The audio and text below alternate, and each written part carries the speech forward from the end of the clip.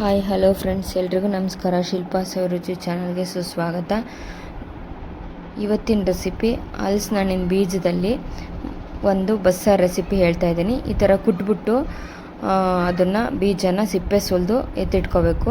ನಾನಿಲ್ಲಿ ಅಲಸಂದೆ ಬೇಳೆ ತೊಗೊಂಡಿದ್ದೀನಿ. ನೀವು ತೊಗರಿ ಬೇಳೆ ಹಾಕ್ಕೋಬೋದು, ಹೆಸರು ಕಾಳು ಹಾಕ್ಕೋಬೋದು, ಮತ್ತು ಇದ್ರ ಜೊತೆ ಬೇಳೆ ಜೊತೆಗೆ ಸೊಪ್ಪು ಸೇರಿಸ್ಬೋದು.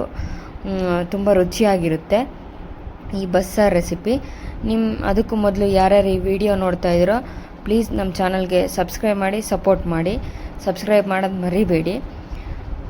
ಇದನ್ನು ಚೆನ್ನಾಗಿ ತೊಳೆದ್ಬಿಟ್ಟು ಈ ಥರ ಸೈಡಲ್ಲಿ ಎತ್ತಿಟ್ಕೊಂಡು, ಇದು ಕಾಳು ಮತ್ತು ಹಲಸಿನ ಬೇಳೆ ಮತ್ತು ಹಲಸಿನ ಬೀಜ ಎರಡು ಮುಳುಗೋವಷ್ಟು ನೀರು ಹಾಕ್ಬಿಟ್ಟು, ಉಪ್ಪು ಹಾಕಿ 1 ಡ್ರಾಪ್ ಎಣ್ಣೆ ಹಾಕ್ಬಿಟ್ಟು ಇದನ್ನು ಚೆನ್ನಾಗಿ ಬೇಯಿಸ್ಕೋಬೇಕು. ಕುಕ್ಕರಲ್ಲಿ ಬೇಯಿಸಿದ್ರೆ 1 ವಿಷಲ್ ಹೊಡಿಯೋಕ್ಕೂ ಮುಂಚೆ ಆಫ್ ಮಾಡಿಬಿಟ್ರೆ ಸಾಕು, ಇಲ್ಲಾಂದರೆ ಜಾಸ್ತಿ ಬೆಂದೋಗ್ಬಿಡುತ್ತೆ. ನೋಡಿ, ಇವಾಗ ಬೆಂದಿದೆ. ಒಂದು 20 ನಿಮಿಷ ಸಾಕು ಇದು ಬೇಯೋದಕ್ಕೆ. ಫಸ್ಟು ನೀರು ಕುದಿಸಿ ಆದರೂ ಹಾಕ್ಬೋದು, ನಾನು 2 ಒಂದೇ ಸಲ ಇಟ್ಬಿಟ್ಟಿದ್ದೀನಿ. ಈ ಥರನೂ ಬೇಯಿಸ್ಬೋದು. 20ರಿಂದ ಒಂದು ಅರ್ಧ ಗಂಟೆ ಸಾಕು ಬೇಯೋದಕ್ಕೆ. ನೋಡಿ, ಇವಾಗ ಬೇಳೆನೂ ಬೆಂದಿದೆ, ಹಲಸಿನ ಹಣ್ಣಿನ ಬೀಜನೂ ಬೆಂದಿದೆ. ಇದನ್ನು ಒಂದು ಪಾತ್ರೆ ಇಟ್ಬಿಟ್ಟು ಫಿಲ್ಟ್ರ್ ಮಾಡೋಣ. ನೀರೆಲ್ಲ ಒಂದು ಕಡೆ, ಕಾಳು ಮತ್ತು ಬೀಜ ಎಲ್ಲ ಒಂದು ಕಡೆ ಫಿಲ್ಟ್ರ್ ಮಾಡೋಣ. ಇಲ್ಲ ಅಂದರೆ ಈ ಪಾತ್ರೆಗೆ ಅಡ್ಜಸ್ಟ್ ಆಗೋ ಒಂದು ಪ್ಲೇಟ್ ಹಾಕ್ಬಿಟ್ಟು ಬಸ್ಬಿಟ್ಟು ಎತ್ತಿಟ್ಕೋಬೋದು. ನೋಡಿ, ನಾನು ಸಾಂಬಾರಿಗೆ ಎಷ್ಟು ಬೇಕೋ ಅಷ್ಟು ಬೇಳೆನ ತೊಗೊಂಡ್ಬಿಟ್ಟು ಜಾರಲ್ಲಿ ಹಾಕ್ತಾಯಿದ್ದೀನಿ. ಇವಾಗ ಸಾಂಬಾರಿಗೆ ಬೇಕಾದಂಥ ಮಸಾಲ ಪದಾರ್ಥ ಹುರ್ಕೊಳ್ಳೋಣ. 1ರಿಂದ 2 ಟೇಬಲ್ ಸ್ಪೂನ್ ಎಣ್ಣೆ ಹಾಕ್ಬಿಟ್ಟು 1 ಬೆಳ್ಳುಳ್ಳಿ ತೊಗೊಂಡಿದ್ದೀನಿ ಸುಲಿದು. ನೀವು ನಾಟಿ ಬೆಳ್ಳುಳ್ಳಿ ಆದರೂ ಹಾಕ್ಬೋದು, ಇನ್ನೂ ಸಾಂಬಾರು ಚೆನ್ನಾಗಿರುತ್ತೆ. ಇದು ಸ್ವಲ್ಪ ದಪ್ಪ ಇದೆ.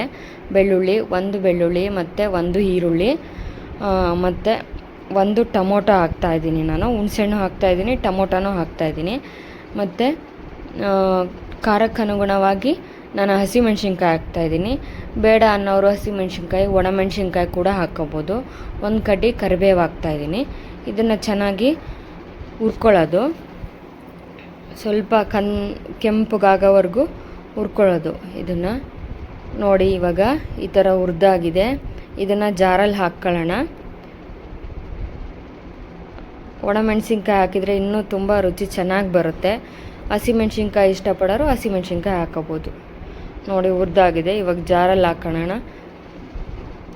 ಮತ್ತು ಸ್ವಲ್ಪ ಕಾಯಿ ಸೇರಿಸ್ತಾ ಇದ್ದೀನಿ, ತೆಂಗಿನಕಾಯಿ ಮತ್ತು ಹುಣಸೆಹಣ್ಣು, 1 ಟೇಬಲ್ ಸ್ಪೂನ್ ಜೀರಿಗೆ, ಬೇಕು ಅಂದರೆ ಕೊತ್ತಂಬರಿನೂ ಹುರಿದ್ಬಿಟ್ಟು ಹಾಕ್ಕೋಬೋದು. ನೋಡಿ, ಇವಾಗ ಒಂದು ಸಲ ರುಬ್ಬಾಗಿದೆ. ಆಮೇಲೆ ನಾನು ಕೊತ್ತಂಬರಿ ಸೊಪ್ಪು ಸೇರಿಸ್ತಾ ಇದ್ದೀನಿ. ಈ ಥರ ರುಬ್ಬೋದ್ರಿಂದ ಸಾಂಬಾರ್ದು ಟೇಸ್ಟು ಚೆನ್ನಾಗಿ ಬರುತ್ತೆ ಬಸ್ಸಾರಿಂದು.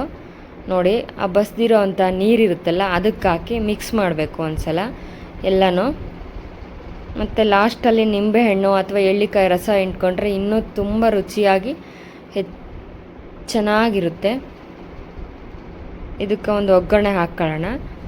ಸ್ವಲ್ಪ ಉಪ್ಪು ಸೇರಿಸ್ತಾ ಇದ್ದೀನಿ. ನಾನು ಮಿಕ್ಸಿ ರುಬ್ಬಿದ್ನಲ್ಲ ಸ್ವಲ್ಪ ಮಸಾಲೆ ಪದಾರ್ಥ, ಅದಕ್ಕೆ ಉಪ್ಪು ಹಾಕಿರಲಿಲ್ಲ, ಅದಕ್ಕೋಸ್ಕರ ಇವಾಗ ಉಪ್ಪು ಹಾಕ್ತಾಯಿದ್ದೀನಿ.